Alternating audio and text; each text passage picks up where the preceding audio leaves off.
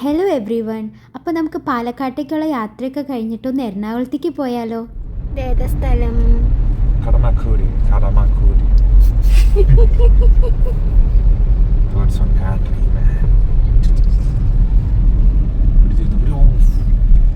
എന്തുട്ട setup. സത്യത്തിൽ നമ്മൾ കടമക്കുടി കാണാൻ വേണ്ടി പോയതല്ല, വേറൊരു ആവശ്യത്തിന് വേണ്ടി എറണാകുളത്ത് പോയതാണ്. പക്ഷേ എൻ്റെ ഹസ്ബൻഡ് ഏത് സ്ഥലത്തേക്ക് എന്താവശ്യത്തിന് വേണ്ടി പോവുകയാണെന്നുണ്ടെങ്കിലും അവിടെ ഫേമസ് ആയിട്ടുള്ള നമുക്ക് പെട്ടെന്ന് ആക്സസ് ചെയ്യാൻ പറ്റുന്ന സ്ഥലങ്ങളൊക്കെ ഒന്ന് നോക്കി വയ്ക്കും. നമുക്ക് സമയം ഉണ്ടെന്നുണ്ടെങ്കിൽ അവിടേക്കും കൂടി പോവാമല്ലോ എന്നുള്ളൊരു ചിന്തയിൽ.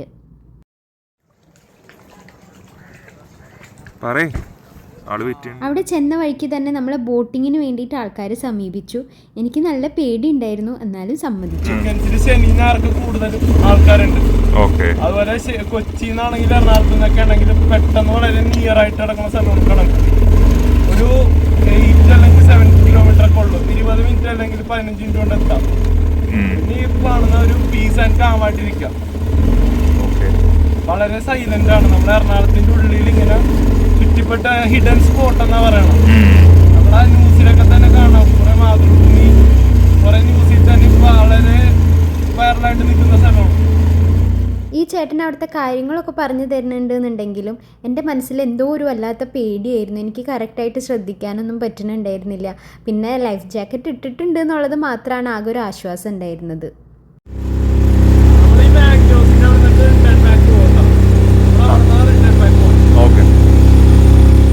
പിന്നെ നമ്മൾ സംസാരിക്കുന്നതിൻ്റെ ഇടയിൽ ആൾ പറഞ്ഞു ആളൊരു വ്ളോഗറാണെന്ന്.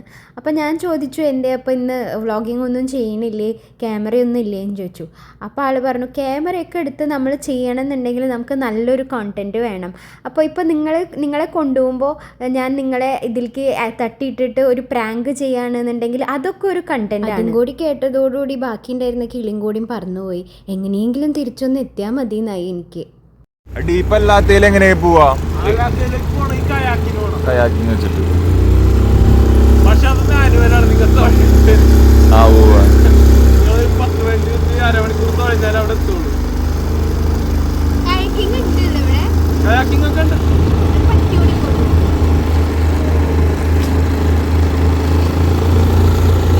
ഇങ്ങനെ നോക്കിയാൽ ഈ നട്ട് ഫുള്ളായിട്ട് മാംഗ്രോസ് നോക്കിയാൽ ഇവിടുത്തെ മാംഗ്രോസിൽ എനിക്ക് കാണിക്കാൻ പറ്റിയ മാംഗ്രോസ് ഇതാ. ഇവിടെ ഡീപ്പാണ് വാട്ടർ. എനിക്കാണ് വരാം. പക്ഷെ ബാക്കിയുള്ള സ്ഥലത്തൊക്കെ ഡീപ്പല്ല. ഇത് കായലാണല്ലേ? കൊച്ചിൻ ബോട്ടിലെ മൗത്താണ് ശരിക്കും പറഞ്ഞാൽ കടംകുടി എന്ന് വെച്ചാല് അത്രയും പെട്ടെന്ന് വെള്ളം ഇങ്ങോട്ട് കയറും. ഇവിടത്തെ ഒരു 3/4 മണിക്കൂർ മതി കൊച്ചിയിലൊക്കെ എത്താൻ. കറക്റ്റ് നല്ലൊരു 9.9 ഇഞ്ചിനാണെങ്കിൽ ഒരു അരമണിക്കൂർ മതി കടലിലേക്ക് എത്താൻ.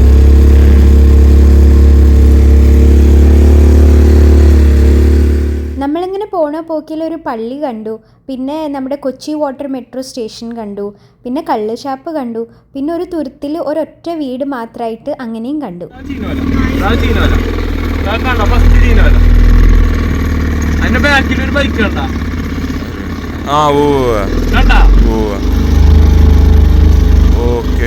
ബാക്കിന്റെ വീല് മാറ്റും.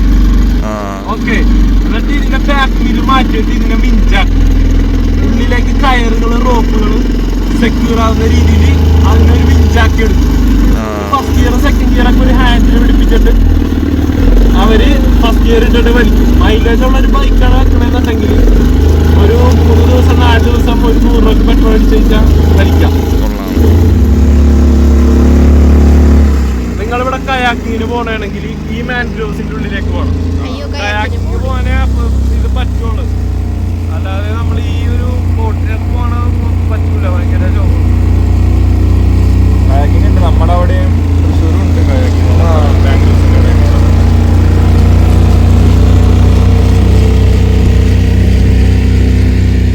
ഞാൻ പറഞ്ഞല്ലോ എനിക്ക് ബോട്ടിങ് നല്ല പേടിയായിരുന്നു എന്ന്. അപ്പോൾ അവിടെ നിന്ന് ജീവൻ തിരിച്ചു കിട്ടിയ സന്തോഷത്തിൽ നമ്മൾ കുറച്ചും കൂടി ഫ്രണ്ടിലേക്ക് നടന്നപ്പോൾ കുറേ കടകളുണ്ടായിരുന്നു. അപ്പോൾ എൻ്റെ ഫേവറേറ്റ് ആയിട്ടുള്ള ബജ്ജി കട കണ്ടു. ബജ്ജി കഴിക്കാൻ കയറി.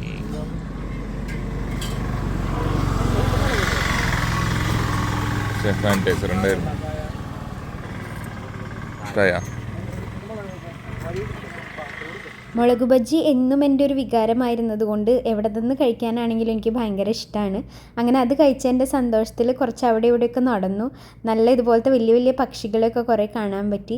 നല്ല സ്ഥലമായതുകൊണ്ട് അവിടെ കുറേ ഫോട്ടോ ഷൂട്ടിങ്ങും കാര്യങ്ങളൊക്കെ നടക്കുന്നുണ്ടായിരുന്നു. ഇതുപോലത്തെ നല്ല നല്ല സ്ഥലങ്ങൾ ഇനി എപ്പോഴാണ് കാണാൻ പറ്റുകയെന്ന് അറിയില്ല. നമ്മൾ തിരിച്ച് സൗദിയിലേക്ക് പോകേണ്ട സമയം ഏകദേശം ആയിട്ടുണ്ടായിരുന്നു. അപ്പോൾ കൊച്ചിയുടെ ഹൃദയഭാഗത്തുള്ള ഇത്രയും നല്ലൊരു സ്ഥലം നിങ്ങൾ ഇതുവരെ കണ്ടിട്ടില്ലെങ്കിൽ എന്തായാലും ഒരു പ്രാവശ്യം പോയി കാണും.